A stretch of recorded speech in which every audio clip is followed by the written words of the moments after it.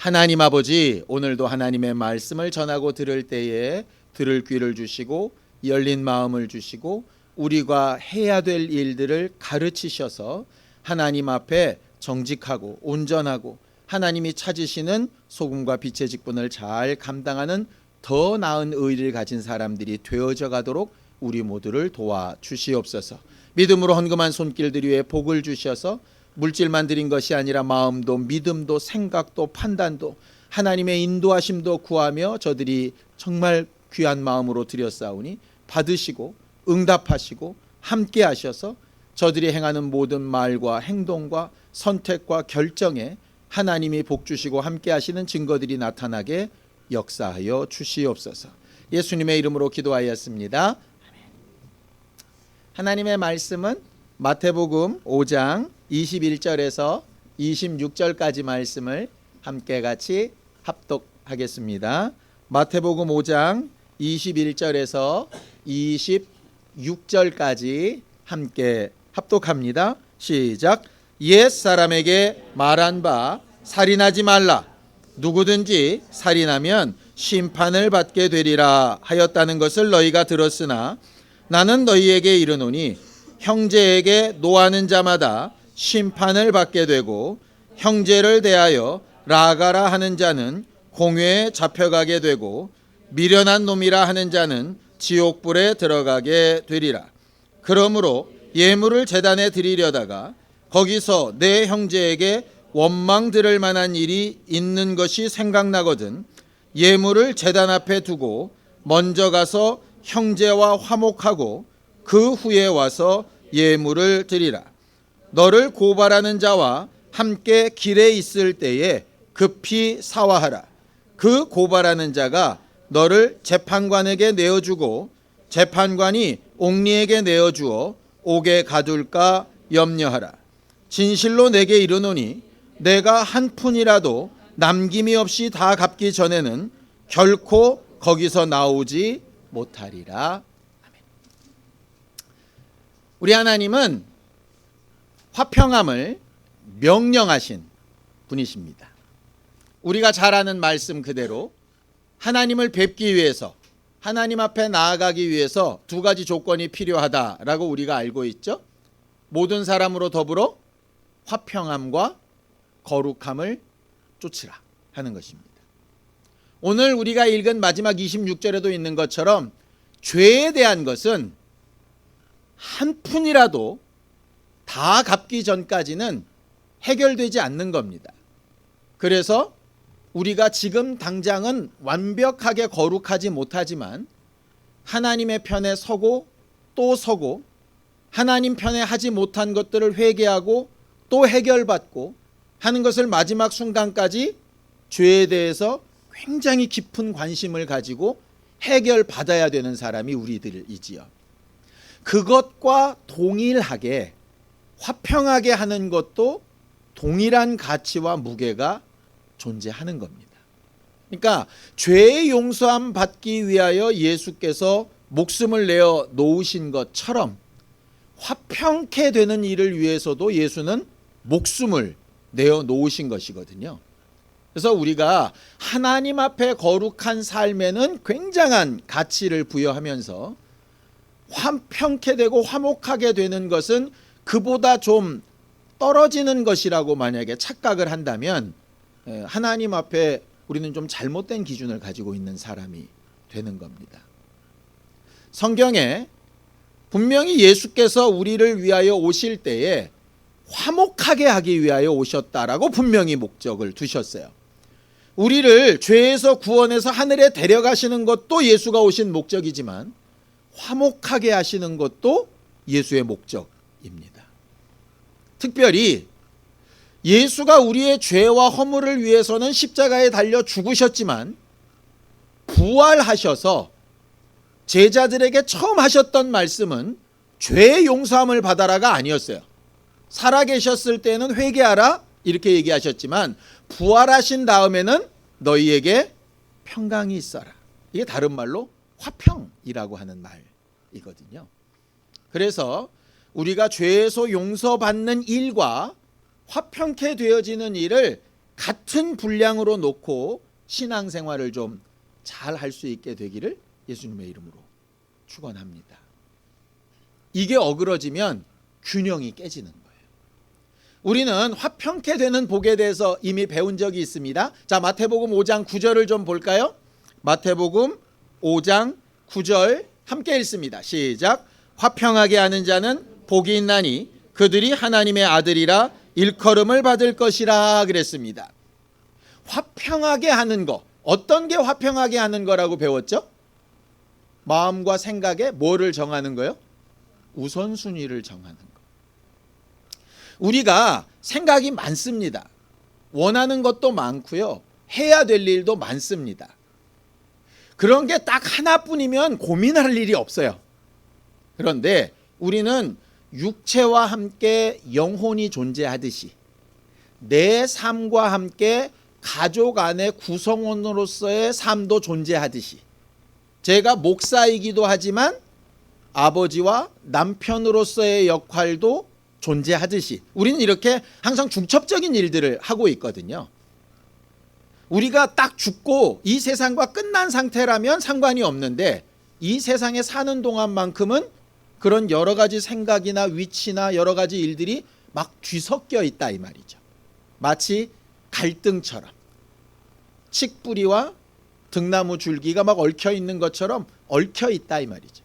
그래서 그것을 해결하고 정상적으로 가기 위해서 꼭 필요한 게 우선순위라고 말씀드렸잖아요. 잘못 배우면 이렇게 되면 됩니다. 칡뿌리는 살리고 등나무 줄기는 잘라버려. 이렇게 하면 편할 것 같은데 그런 삶은 없어요. 예를 들면 이런 겁니다. 내가 하나님 앞에 예배 잘하고 신앙생활 잘하면 내 가정인, 내 직장생활은, 내 경제생활은 저절로 될 거야. 이거 굉장한 착각입니다. 성경은 한 번도 그렇게 약속을 하신 적이 없어요. 그러니까 먼저 주의 나라와 의를 구하고 그 다음에 아내로서 남편으로서 부모로서 자식으로서의 역할도 하고 학생으로서 직장인으로서 사회인으로서의 역할도 하고 이렇게 여러 가지 직분을 다 하는 거예요. 다 하는데 우선순위가 뭐냐 이 말이죠. 화평케 하는 사람이란 뜻은 그 우선순위를 잘 정하는 거예요. 결과적으로 그 우선순위를 어떻게 잘 정할까를 성경에서 찾아야 되는 게 여러분들의 일입니다. 여러분들 자체의 생각 말고 화평하게 하는 사람이 받는 복이란 얘기가 바로 그 부분이에요. 화평하게 되는 것, 이렇게 우선순위나 생각을 잘 정하는 게 얼마나 중요하냐면 이걸 성경은 육체의 생명이다 이렇게까지 얘기를 합니다. 자, 잠언서 14장 29절에서 30절까지 말씀을 좀 보겠습니다. 잠언서 14장 29절에서 30절입니다. 함께 읽죠. 시작. 노하기를 더디하는 자는 크게 명철하여도 마음이 조급한 자는 어리석음을 나타내느니라. 평온한 마음은 육신의 생명이나 시기는 뼈를 썩게 하느니라. 거기 평온한 마음이라 하는 것이 화평케 하는 마음, 평안한 마음 똑같은 단어입니다. 평온한 마음의 결과가 뭐냐? 육신의 생명입니다. 영혼의 생명 아닙니다. 그러니까 우리 마음이 평안하면 육신의 생명이 풍성하다 이 말이에요. 그러니까 꼭 신앙을 떠나서도 마찬가지입니다. 그런데 이 평온한 마음의 반대말이 뭐냐 하면 잠언서는 이렇게 대꾸로 되어 있거든요. 평온한 마음의 반대말이 뭐죠? 시기입니다. 시기. 여러분들 시기가 뭡니까? 시기. 샘나는 거, 질투하는 거 뭐 이런 겁니다. 시기는 나보다 못한 사람한테 납니까? 나보다 잘난 사람한테 납니까? 예. 근데 보세요. 나보다 분명히 잘났는데 왜 시기하죠? 인정하면 되잖아요. 그러니까 아니 너무 웃기잖아요. 시기는 나보다 못한 사람한테는 절대로 나오지 않는 감정이에요. 나보다 뭘 더 가졌든지 더 누리든지 더 좋아 보일 때 마음이 나와요. 그런데 나보다 더 나은 게 팩트면 사실은 그냥 인정하면 되는데 시기란 말은 뭐가 나오느냐면 이런 거예요. 분명히 팩트는 맞는데 인정하기가 싫은 거죠. 그러니까 저 사람이 성품도 좋고 환경도 좋고 뭐 열심도 있고 내가 따라갈 수 없을 만큼 월등하게 대단한 사람이야. 그러면 사실은 시기가 안 나오고요. 어떤 마음이 나오냐? 존경하는 마음이 나와요. 나도 저 사람처럼 됐으면 좋겠다. 이렇게 되는 거예요. 그러니까 시기와 그렇지 않은 게 아주 이게 종이 한 장 차이인데요. 이런 거죠. 사실을 인정하고 그 사람은 그럴 만해. 어떤 부분에서 그럴 만하냐면 이런 부분에서 저렇게 잘 될 만해. 그러니 나도 저렇게 잘 돼봐야 되겠다. 그럼 이건 시기가 아니에요. 그런데 이런 거죠. 저 사람이 객관적으로는 나보다 나은 게 맞는데 실질적으로 비교를 해보니까 인정하고 싶지가 않아. 그러니까 지가 나보다 잘난 게 뭐 있어서. 그러니까 실상은 깔아보고 싶은 거죠. 그러니까 마음은 깔아보고 싶은데 실상은 높은 거예요. 그래서 사실은 이 마음의 차이가 뭐냐면 시기거든요. 그 내용이 이해가 되시나요? 그러니까 이런 거예요. 마음이 평안하다는 얘기는 상황도 인정하고 조건도 인정하고 저 사람은 참 좋겠다. 나도 그러면 되겠다. 이렇게 생각하면 평안한 거예요. 그런데 상황은 그런데 이게 인정하기가 싫은 거야. 이게 공간이 벌어지는 거예요. 공간이 벌어지는 거. 그러니까 몸이 늙어가면서 마음도 이 늙음을 그냥 받아들이면 서글프지 않아요. 나이 들어가니까 당연히 이런 거지. 이렇게 되는 거예요. 근데 몸은 늙어가는데 마음은 이걸 인정하고 싶지 않은 거야. 그러니까는 몸과 마음의 사이가 점점 거리가 뜨죠. 그러면 뭐냐? 이게 괴로운 거예요. 언제가 괴로운지 압니까? 내 영혼은 하나님의 말씀을 들어서 이만큼 달려가고 있어요. 근데 육체의 삶은 안 따라가는 거예요. 그래서 뭐가 괴로우냐? 이 사이가 괴로운 거예요. 사이가 괴로우면 간단해요. 내가 이걸 따라가도록 노력하면 조금씩 이루어가면서 감사가 나오거든요. 그런데 그대로 있으면서 힘들어, 어려워, 괴로워 이러고 있는 거예요. 물론 우리 힘으로 이 폭을 못 줄일 때가 있죠. 그래서 누가 필요하냐면 주님이 필요한 거예요. 그 부분을 도움을 받아서 하려고 하는 거예요. 가고 싶은 학교의 목표는 이만큼인데 실력은 이만큼이에요. 이 차이를 줄여야 행복할 텐데 이 차이를 줄이지는 않고 사회 탓을 하네. 그러면 힘든 거예요. 그러니까 시기라는 말 자체가 뭐냐면 이 밸런스나 균형이 깨져 있다는 얘기예요. 평온한 마음은 순서에 맞춰서 밸런스가 맞다는 얘기고. 그러니까 영육 간의 문제, 경제적인 문제, 사람 간의 관계 문제, 사회 문제 다 마찬가지예요. 결과적으로 내가 뭔가 불편하고 굉장히 괴롭다는 얘기는 뭔가 이게 인터벌이 벌어졌다는 얘기예요. 중간에 뭐가 꼈다는 얘기예요. 이 부분을 어떻게 채울 거냐. 꿈이 허황되면 꿈을 내려야 될 거고요.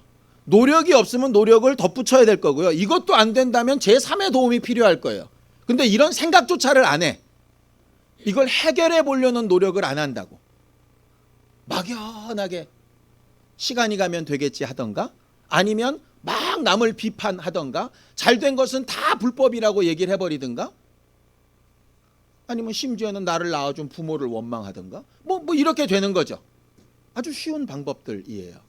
근데 성경은 이 시기라고 하는 마음, 이렇게 무너진 마음을 정상적으로 평온하게 가지 않고 그 앞에 있는 것처럼 노하던가 마음이 조급해지던가 이렇게 되면 결과가 뭐냐?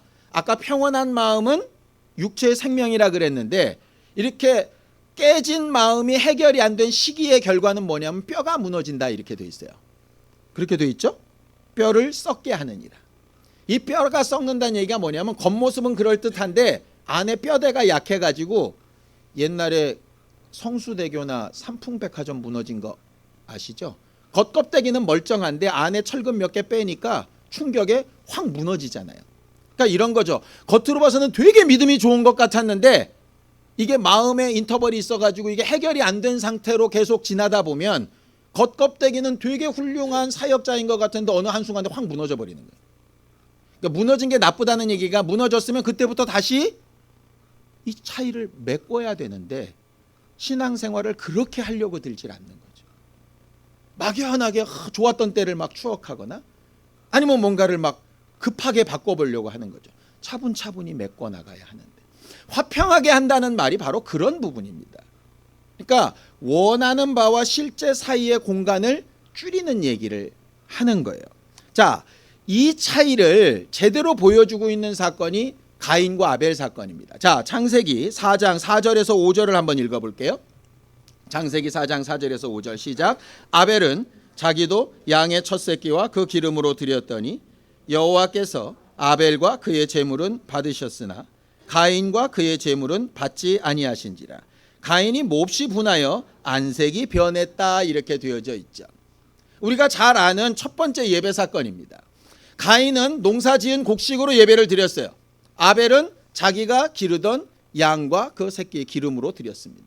하나님께서 아벨의 제사는 받고 가인의 제사는 받지 않으셨죠. 가인이 화가 났어요. 왜 화가 났을까요? 내가 아벨보다 못한 게 뭔데? 간단해요, 기준은.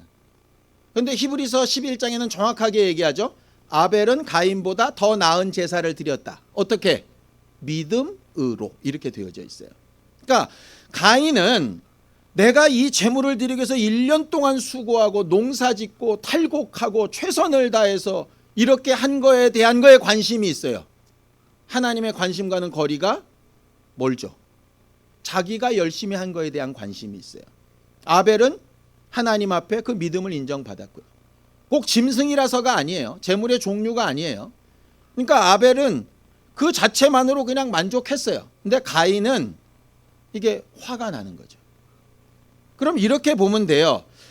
하나님이 아벨의 예배는 왜 받으시고 내 예배는 왜 안 받으셨을까? 이게 분명해져야죠. 그렇죠? 그런데 그런 생각이 있는 게 아니라 그 상황 자체가 그냥 화가 나는 거예요. 그러니까 감정이 일어난 거죠.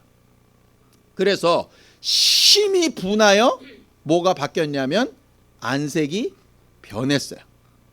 안색이 변했다는 얘기는 물론 불그락불그락 했다는 뜻도 되지만은요, 얼굴 방향이 바뀌었다는 뜻도 돼요. 예배할 때 누구를 향해 봤겠어요? 하나님을 향해 봤어요. 그런데 화가 나니까 하나님을 보기가 싫은 거예요. 그래서 누구 봅니까? 아벨 보는 거죠. 봤더니 어떤 상황이 벌어지느냐? 저것도 나랑 별 볼 일 없는 것 같은데, 저것만 없으면 내 예배가 상달될 것 같은데, 이렇게 생각이 드는 거예요. 그래서 하나님께서 이렇게 권면해 주십니다. 창세기 4장 7절입니다. 함께 읽죠. 시작. 내가 선을 행하면 어찌 낯을 들지 못하겠느냐? 선을 행하지 아니하면 죄가 문에 엎드려 있느니라. 죄가 너를 원하나 너는 죄를 다스릴지니라. 옛날 성경에는 죄의 소욕은 내게 있으나 이랬어요. 그런데 좀 더 직접적인 표현이죠. 죄라고 하는 존재가 너를 늘 부르고 있다. 너는 그 부름을 듣지 말고 제대로 된 소리를 들어라, 이 뜻이에요. 그 다스리라는 얘기가. 다스리라라고 하는 말은 이런 뜻입니다. 창세기에 보면 하나님께서 모든 만물을 만드시고 만물에게 복을 똑같이 주십니다. 어떤 복? 생육하고 번성하고 땅에 충만하라까지는 똑같아요. 짐승들이 받는 복이에요.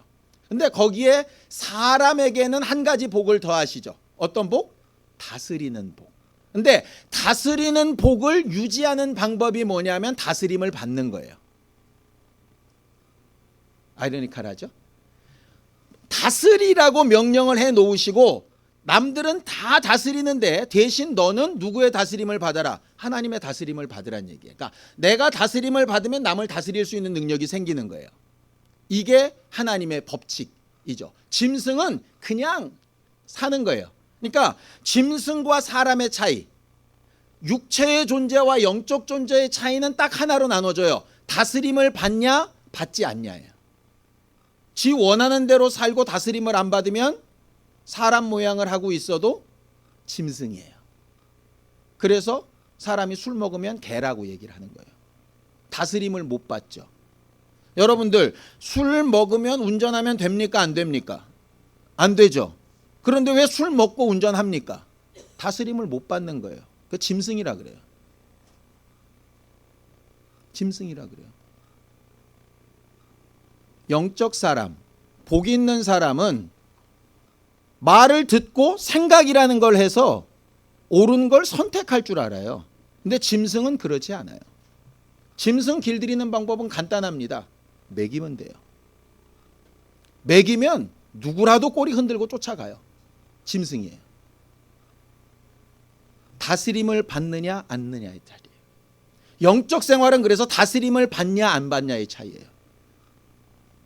제 마음대로 할 것 같으면 그건 신앙생활이 아니죠. 그래서 얘기하는 거예요. 선을 행하면, 제대로 된 옳은 것을 네가 바란다면 얼굴을 들고 나를 봤을 거다 이거죠. 선을 행하면 어찌 낯을 들지 못하겠는가. 나를 봤을 거다. 근데 네가 지금 나를 보지 않고 엉뚱한 데에 관심이 가 있고 네 마음이 상해 있으니까 죄가 네 문 앞에 엎드려서 너를 삼키려고 한다. 죄는 괜찮아, 그래도 돼, 남들도 다 그러고 살아, 이렇게 얘기를 하는데 그 죄의 소리에 빠져가지 말고 내 말을 듣고 다스림을 받아, 이렇게 얘기를 하는 거예요.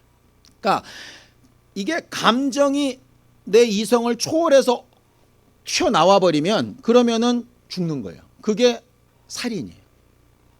더 심각하게 얘기를 해볼까요? 자, 야고보서 1장 20절 21절을 보겠습니다.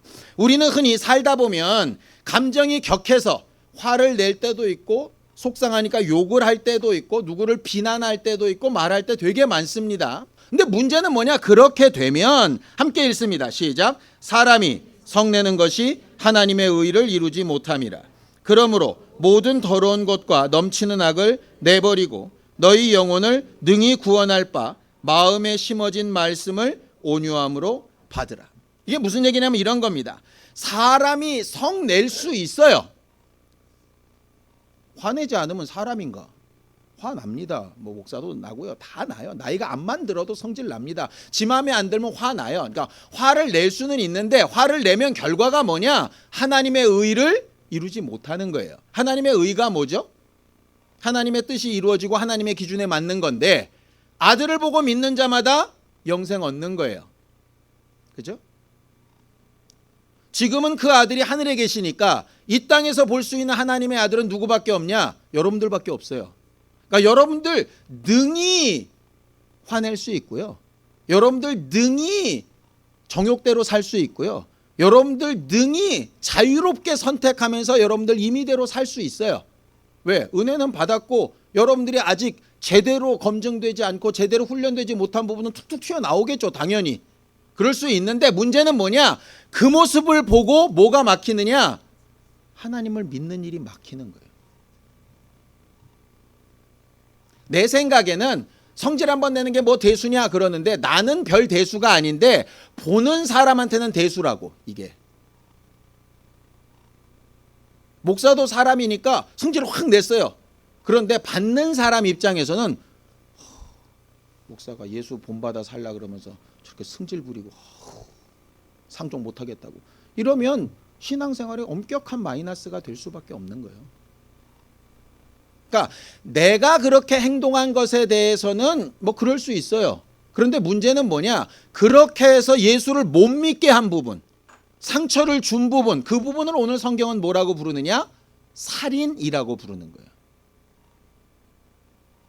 예수 믿어야 살 거 아니요. 내 아들이, 내 부인이, 내 남편이 예수 믿어야 살 거 아닙니까? 그런데 내가 승질 한번 부려서 내가 악다구니 한번 써서 내가 뭐 확 뒤집어보면서 내 감정은 시원해졌는데 그걸로 인해서 이 사람이 예수에 대해서 오해하고 어그러지고 하나님을 만나는 길이 막혔다면 이 사람이 생명 얻는 길 막힌 걸 뭘로 책임질 거냐 이 말이죠. 그게 오늘 얘기예요. 성경 본문으로 돌아가 보죠. 21절 22절입니다. 함께 읽습니다. 시작. 옛사람에게 말한 바 살인하지 말라. 누구든지 살인하면 심판을 받게 되리라 하였다는 것을 너희가 들었으나 나는 너희에게 이르노니 형제에게 노하는 자마다 심판을 받게 되고 형제를 대하여 라가라 하는 자는 공회에 잡혀가게 되고 미련한 놈이라 하는 자는 지옥불에 들어가게 되리라. 화평하게 하는 자라고 하는 특성이 뭐냐? 좋게 이런 뜻이 아니에요. 화내지 않고 남들이 다 쓰는 욕하지 않고 다른 사람 함부로 미련하다고 바보 같다고 이렇게 낮게 보면서 비난하지 않고 이 얘기 아주 구체적인 얘기를 하고 있거든요. 구체적인 얘기. 여러분들은 혹시 느끼셨는지 모르겠는데요. 저는 이제 간혹 주중에 이렇게 오면 밑에 이렇게 오토바이 모는 친구들 자기들끼리 모여 앉아서 담배 피면서 얘기하는 것들 들을 때가 있어요. 들어보면 좀 듣는 제가 민망해요. 말에 90%가 욕이에요. 욕. 그러니까 욕으로 시작해서 욕으로 끝나. 침 뱉어가며 막 이러고 다녀요. 근데 웃긴 건 그럴 때 이제 이게 작전 요고생들 걔들이 지나가면서 막 위아래로 훑어요. 애들 꼴보기 싫다고. 왜 그러냐. 지나가는데 걔들 입에서도 절반은 욕이에요. 그러니까 욕하는 애들을 욕하면서 지도 욕해. 그런데 가만히 보면 얘들은 이게 자기가 욕하고 있는 걸 느끼나 보면 전혀 욕하는 걸 못 느껴.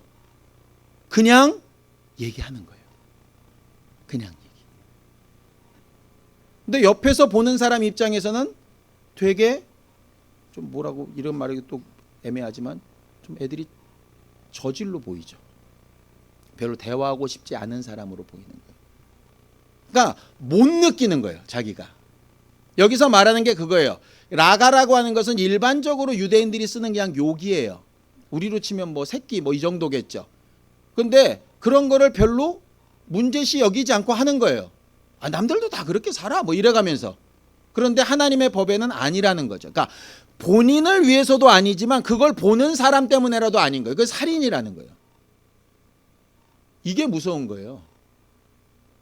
우리가 예수 믿기 이전까지는 지 맘대로 살아도 상관없어요. 더 쉽게 얘기할까요? 결혼하기 전에는 지 맘대로 살아도 상관없어요. 네?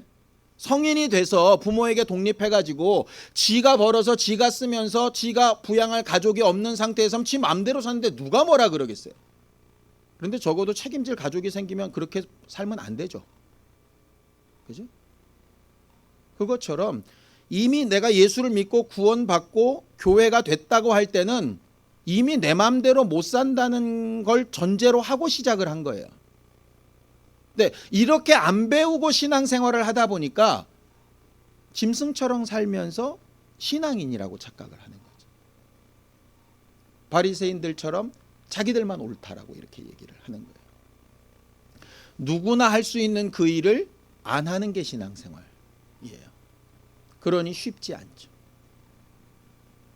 똑같은 자리에서 똑같은 상소리 할 때 혼자 상소리 안 하니까 그걸 보는 사람들은 찔릴 수도 있고요. 불편할 수도 있어요. 남들 다 술 먹는 데서 혼자 술 안 먹고 정신 말똥말똥하면 남들은 다 실수해서 술 먹고 괜찮아 이럴 때 남은 나 하나 말짱하면요. 다들 눈치를 볼 수밖에 없어요. 근데 그렇게 해야 정상이라고 이게. 그런데 그렇다고 불편하다고 내가 거기에 휩쓸리면 안 되죠. 그 사람들을 보면서 그렇지 않으려고 했던 사람들까지 욕을 먹어요. 내가 아는 누구도 다 하더라. 너는 뭐 별났냐 이렇게 되는 거예요. 그러면 제대로 신앙생활을 하면서 사는 사람은 불신자하고도 싸워야 되고요. 제대로 안 믿는 사람하고도 싸워야 되고요. 믿음이 있다라고 그렇게 사는 사람하고도 싸워야 되고 되게 힘들어지는 거예요. 이게. 도와주는 사람이 전혀 없는 거예요. 물론 이렇게 말하는 저도 너무나도 많은 실수를 저지르고 저지를 거기 때문에 사실은 이런 말이 또 되게 부끄럽고 창피해요. 그러나 그렇다고 해서 옳은 걸 옳지 않다고 말할 수는 없잖아요. 그렇게 가야 하는 거니까. 그 뒤에 보겠습니다. 23절 24절입니다. 그렇기 때문에 함께 읽습니다. 시작. 그러므로 예물을 제단에 드리려다가 거기서 내 형제에게 원망 들을 만한 일이 있는 것이 생각나거든 예물을 제단 앞에 두고 먼저 가서 형제와 화목하고 그 후에 와서 예물을 드리라. 그랬다고 너 혼자 와서 회개하고 끝나는 문제가 아니라 예배는 예배고 네가 남편에게 자식들에게 친구에게 너를 통해서 예수를 오해하고 있는 사람들에게 그 오해를 바꿔줘야 될 책무가 존재한다는 거죠. 그게 복의 근거예요. 그래서 회개해야 되고 그래서 또 결심해야 되고 예배할 때 또다시 결단해야 되고 이렇게 안 살아봐야 되겠다고 이빨 악물어야 되는 거죠. 그게 신앙생활이에요. 들을 거 듣고 설렁설렁 살 것 같으면 신앙생활을 굳이 할 필요가 없죠. 여러분들 그냥 구원받은 상태로 그냥 교회 없이 신앙생활 없이 그냥 혼자 마음대로 살아도 돼요. 구원의 문제는 하나님이 판단하실 거니까. 그러나 적어도 내가 교회로 내가 성령을 의지하면서 믿는 사람으로서 살겠다고 한다면 그렇게 하면 어렵죠. 안 되니까 힘들죠. 어느 정도까지 힘드냐? 재밌는 말씀이 있어서 한 구절만 읽으려고 합니다. 자, 잠언서 18장 19절입니다. 함께 읽겠습니다. 시작. 노엽게 한 형제와 화목하기가 견고한 성을 취하기보다 어려운즉 이러한 다툼은 산성 문빗장 같으니라. 우리는 흔히 남한테 실수하고 마음을 상하게 하고 그 다음에 하나님 앞에 회개하고 그 다음에 말씀 들은 것도 있으니까 미안해 이렇게 하면 됐다라고 착각을 해요. 근데 오늘 뭐라 그러죠? 나한테 상처받고 화나 있는 그 사람의 마음을 회복하는 것은 뭐만큼 어렵다고요? 성을 점령하는 것만큼 어려워요. 여리고성을 13바퀴 도는 것만큼 어렵다고요. 용서받기 위해서 여리고성 13바퀴 돌듯이 돌고 또 돌고 또 침묵하며 돌고 또 무릎 꿇고 또 미안하다고 하고 그 사람이 그만하면 됐다고 할 때까지 하고 하는 게 필요하다는 거죠. 예루살렘 성을 되찾듯이 예루살렘 성전을 다시 회복시키시듯이 그만한 수고가 관계를 회복하는 일에 필요하다는 거예요. 그런데 우리는 너무 쉽게 생각하는 거죠. 내가 은혜 받고 내가 괜찮으니까 난 뒤끝이 없어. 그 제일 무서운 사람들입니다. 본인은 뒤끝이 없는데 옆에서는 다 총 맞아 죽어 있거든요. 해야죠. 깨달았으면 해야죠.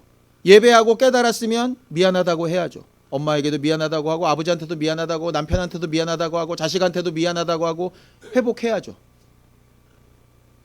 근데 자꾸 이렇게 나오는 거예요. 너는 얼마나 잘나서 너는 잘못한 거 없냐? 오케이. 그 사람도 잘못한 게 있어요. 근데 그 사람이 잘못한 게 있다고 당신 잘못하게 괜찮아지는 건 아니에요.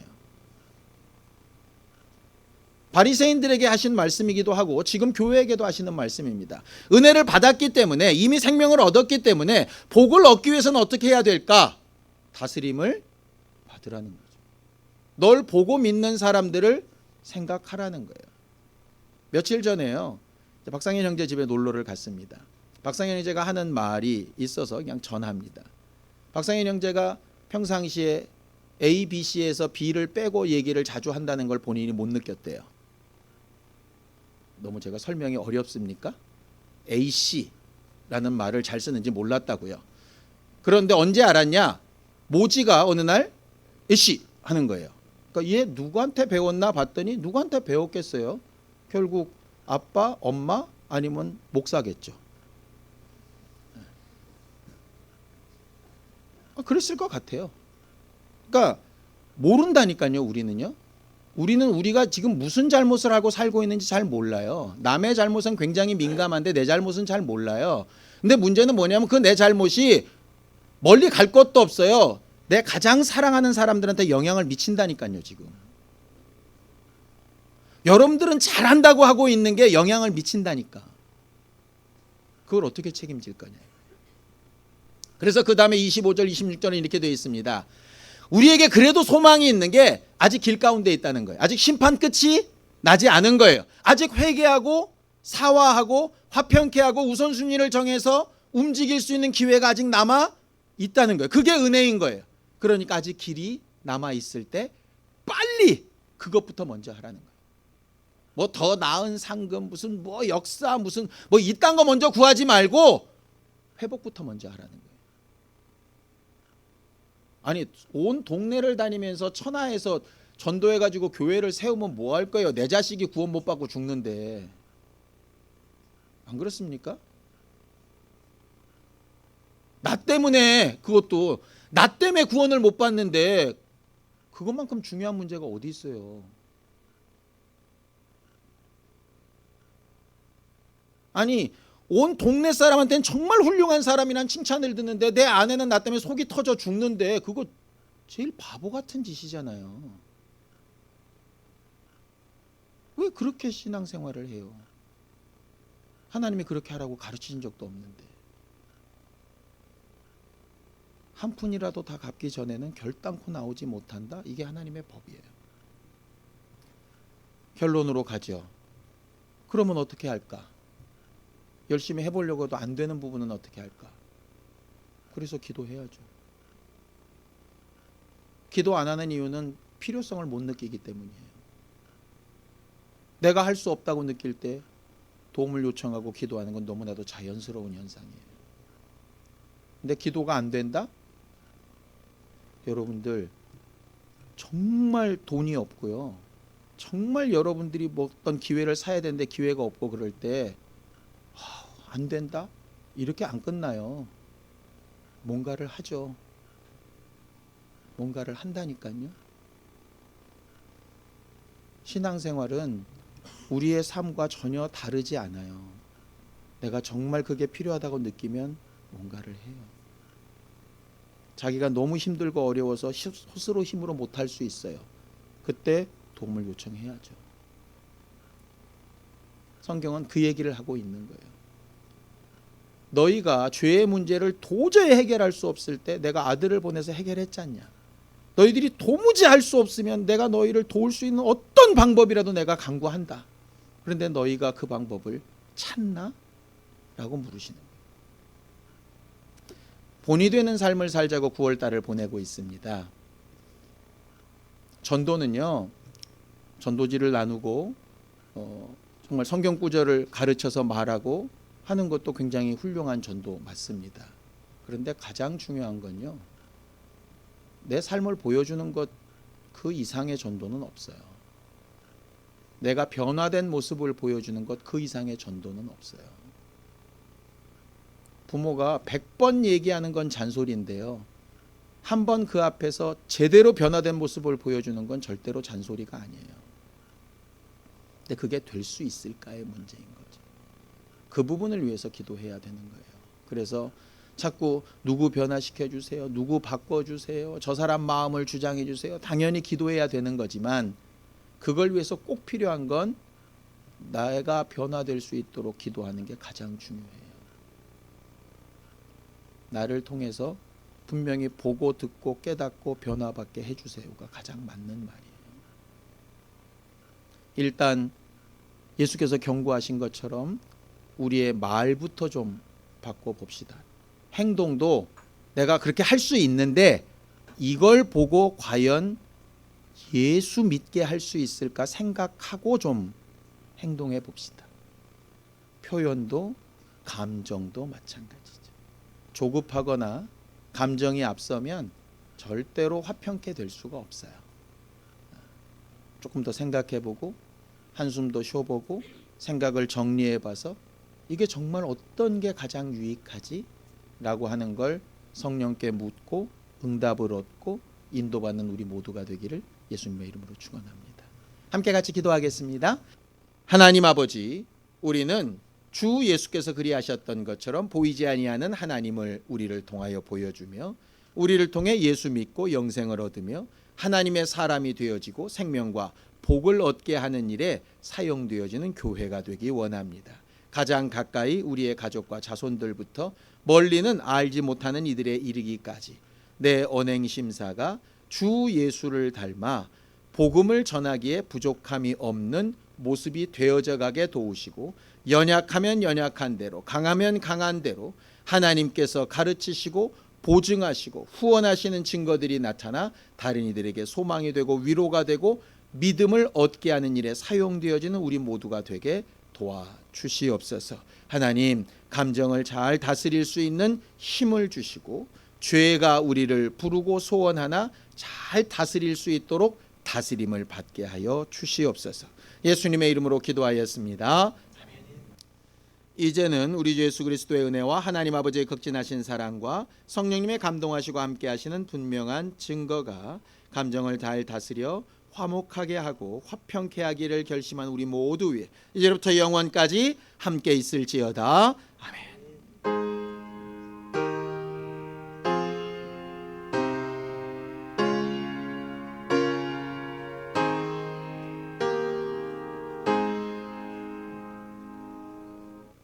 우리 예배 받으신 하나님 앞에 감사한 박수 내겠습니다. 수고하셨습니다.